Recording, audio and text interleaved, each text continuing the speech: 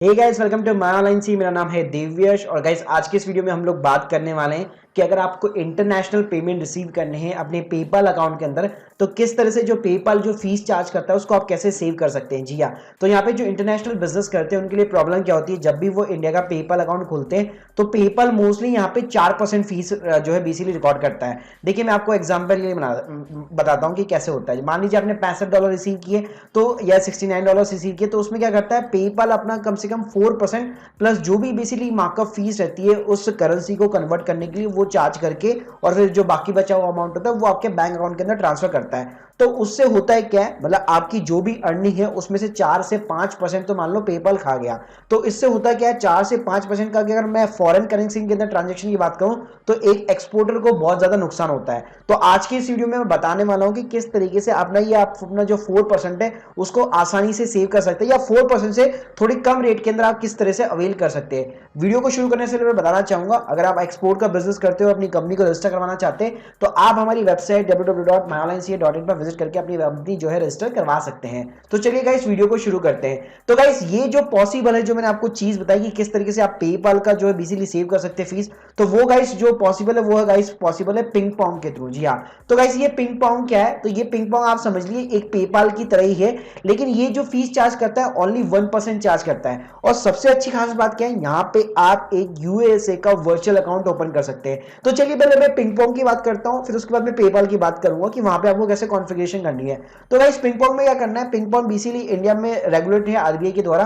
तो सिंपली यहाँ पे आपको रजिस्टर करना है अकाउंट में, इसके लिंक मैं आपको डिस्क्रिप्शन बॉक्स में दे दूंगा, वहां से आप डायरेक्टली जो है जान सकते हैं और वहां पे आपको $25 का बेनिफिट भी मिलेगा। तो जैसे गाइस आप यहाँ पे रजिस्टर करते हैं तो रजिस्टर करने के बाद में आपको सिंपली में जो बेसिक डॉक्यूमेंट है जैसे आपका पैन कार्ड, आधार कार्ड और एक बैंक जो आपका पर्सनल सेविंग अकाउंट होना चाहिए, वो सिंपली यहाँ पे आपको स्टेटमेंट हो गया या कैंसिल चेक की कॉपी देकर आप वो कॉन्फ़िगर करवा सकते हैं। तो गाइस आप मेरी स्क्रीन के सामने देख सकते हैं मेरा यहाँ पे पिंग पोंग का ये अकाउंट ऑलरेडी क्रिएट हो चुका है और वेरीफाई हो चुका है। अब इसका फायदा क्या है गाइस, जैसे आप यहाँ पे रिसीव में जाते हैं ऑटोमेटिकली तो यहाँ पे आपका एक वर्चुअल अकाउंट खुल जाता है। वर्चुअल अकाउंट कहाँ पे खुलेगा, वो खुलेगा भैया यूएसए के अंदर। जी हाँ, तो यहाँ पे आप इंडिया में बैठे हुए, इंडिया में बैठे बैठे आप ही के नाम का जो है यूएसए के अंदर एक वर्चुअल अकाउंट खुल चुका है। अब ये गाइस वर्चुअल अकाउंट का कॉन्सेप्ट ना आजकल बहुत ज्यादा चल रहा है, अपने बल्कि अपने इंडिया के अंदर भी वर्चुअल अकाउंट ओपन होने लग गए। देखिए मैं आपको एक और एग्जांपल देखिए गाइस, अब मेरी स्क्रीन के सामने देखेंगे ये एक इंडिया का पेमेंट गेटवे इंस्टामोजो करके। तो यहाँ पे भी देखिए हमारी कंपनी का जो पेमेंट गेटवे उस पर कोई भी पेमेंट करना चाहते हैं एनईएफटी आया मतलब आईएमपीएस के थ्रू, तो यहाँ पे क्या होता है जैसे वो सेलेक्ट करता है तो ऑटोमेटिकली एक तरह का वर्चुअल अकाउंट क्रिएट हो जाता है।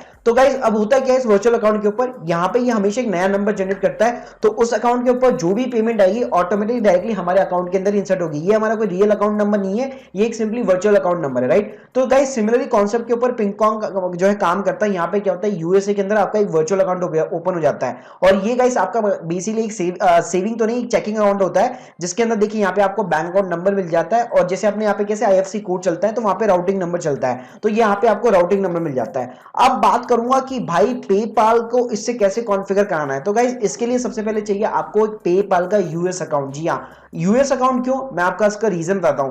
क्योंकि गाइस होगा क्या बेसिकली कि पेपाल अकाउंट के अंदर मान लीजिए कोई भी जो ट्रांजैक्शन होगी, मान लीजिए आप पेपाल के थ्रू आप ट्रांजैक्शन कर रहे हैं, आप कह रहे हैं मैं पिन कोड यूज नहीं करना चाहता, मेरा जो जहां पे भी मैं पेमेंट रिसीव करता हूं वहां पे बेसिकली वो पेपाल के थ्रू ही पेमेंट करते हैं। तो मान लीजिए पेपाल में किसी ने $100 की पेमेंट की, तो यहाँ पे क्या होता है नॉर्मल प्रोसेस के अंदर अगर आप इंडियन पेपाल अकाउंट खोलते तो जो पेपाल है $100 जो है उसमें से अपनी मार्कअप फीस प्लस उसका जो भी ट्रांजेक्शन चार्जेस है 4% समथिंग वो काट लेता है और बाकी बचा हुआ अमाउंट आपकी सेविंग अकाउंट या करंट अकाउंट के अंदर डिपॉजिट कर देता है। इस केस में क्या होगा, यूएस वाले अकाउंट के अंदर यहाँ पे $100 यहाँ पे पेपाल के अंदर डिपॉजिट होंगे और पेपाल यहाँ पे यूएस की फीस चार्ज करेगा जो बहुत ही कम है एज कंपेयर टू इंडिया। अगर मैं इंडिया की बात करूं तो 4 से 5% है, जबकि 1.5% समथिंग फीस है यूएसए की। तो $100 पर सिर्फ 1.5% की फीस लगेगी और ये जो $100 है ये कन्वर्ट नहीं होंगे आईएनआर के अंदर, ये ट्रांसफर होंगे डायरेक्ट आपके यूएसए के इस पिंग पोंग के वर्चुअल अकाउंट के अंदर। इससे फायदा क्या होगा, $100 में से $1.5 मान लीजिए 1.5% जो है बेसिकली पेपाल ने काट लिया, अब बचे जितना भी अमाउंट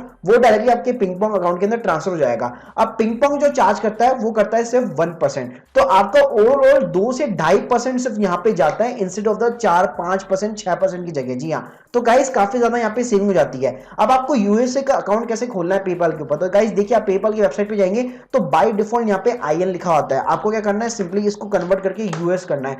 और आप चाहे तो बेसिकली यहाँ पे जो वीपीएन होते हैं उसको आप एज ए क्रोम में इंस्टॉल कर सकते हैं या वीपीएन यूज कर सकते हैं, और उसमें आप बाय डिफॉल्ट जो है यूएसए सेट कर दीजिए, ताकि आपको पेपाल की जब आप साइट खोलेंगे तो ऑटोमेटिकली यूएसए की खुलेगी, आपको इस तरह से चेंज करने की यहाँ पे जरूरत नहीं है। तो गाइस सिंपली यहाँ पे आपको साइन अप करना है। अब साइन अप के लिए क्या चाहिए होता है, पेपाल के ऊपर यूएसए अकाउंट खोलने के लिए आपको चाहिए एक mobile number, that's it, only that's it. तो एक मोबाइल नंबर आप क्या कर सकते हैं, आप एक वर्चुअल जो है मोबाइल नंबर ले सकते हैं। आजकल कई सारे ऐसे प्लेटफॉर्म हो गए जहां पे यूएसए के वर्चुअल नंबर आ जाते हैं। वो काम क्या करेगा, वहां पे सिर्फ एक एसएमएस जाएगा, एक कंफर्मेशन कोड जाएगा एज ए ओटीपी, तो वो सिर्फ आपको यहाँ पे डालना पड़ेगा। तो आप क्या कर सकते हैं गाइस, सिंपली जो वो ओटीपी है, अगर आपका कोई फ्रेंड रहता है यूएसए के अंदर तो बेस्ट थिंग है, आप उससे वो नंबर मांग सकते हैं और पेपल अकाउंट के अंदर वो डाल दीजिए, एक बार वेरीफाई करा दीजिए। मैंने सेम यही काम किया था, मेरा जो ब्रदर इन लॉ है कनाडा के अंदर रहता है, तो मैंने उसका नंबर डाल दिया और सिंपली एक यूएस का पेपल अकाउंट यहाँ पे ओपन कर लिया। अब बात आती है पेपल अकाउंट के अंदर, नॉर्मली हम इंडिया की बात करें तो वहां पे कैसे हम अपना आईएफएससी कोड और बैंक अकाउंट नंबर डालते हैं, सिमिलर काइंड ऑफ पेपाल के अंदर आपको जब बैंक ऐड कराना है उसके अंदर डालना पड़ेगा ये बैंक अकाउंट नंबर और ये 9 डिजिट राउटिंग नंबर। उसके बाद में पेपाल जैसे कि बाय डिफॉल्ट करता है, वो क्या करता है, दो छोटे छोटे अमाउंट आपके इस अकाउंट के अंदर डिपॉजिट करेगा और आपको बोलेगा आपको जो अमाउंट डिपॉजिट किए हैं उस वो मुझे अमाउंट बताओगे कितना अमाउंट डिपॉजिट किया है। तो आप मेरी स्क्रीन के सामने यहाँ पे देख सकते हैं पेपाल ने $0.18 और $0.16 यहाँ पे डिपॉजिट किए थे।